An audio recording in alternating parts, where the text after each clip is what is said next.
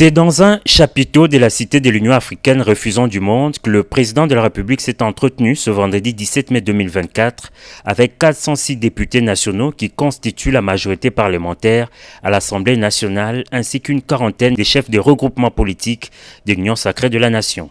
Dans son discours introductif, le chef de l'État Félix Antoine Tshisekedi Tshilombo a rappelé à l'assistance les principaux défis qui attendent cette législature, notamment les défis sécuritaires, les réponses aux questions sociales et l'emploi des jeunes.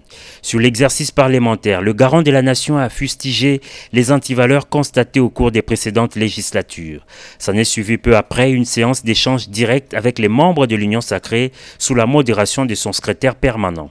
Les intervenants ont pour la plupart plaidé en faveur de l'équilibre géopolitique et de la représentativité de la femme dans les tickets présentés par le Présidium sur l'élection de membres du bureau définitif de l'Assemblée nationale.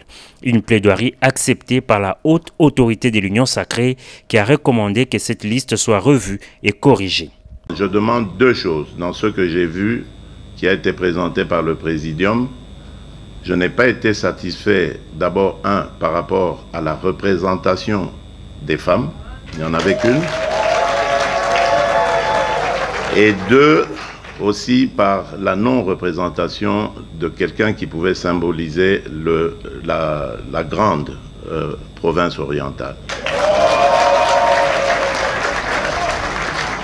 Je crois que si nous arrivons à satisfaire ces deux exigences, en tout cas qui sont les miennes, moi, je serai content. Un message interpellateur et d'orientation bien reçu par les sociétaires de la plateforme politique.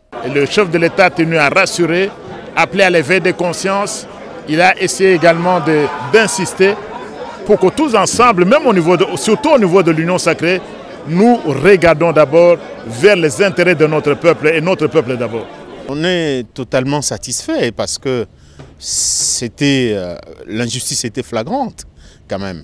Bon, en tant que garant de bon fonctionnement des institutions, le président a tenu à corriger à ce que cette erreur soit corrigée.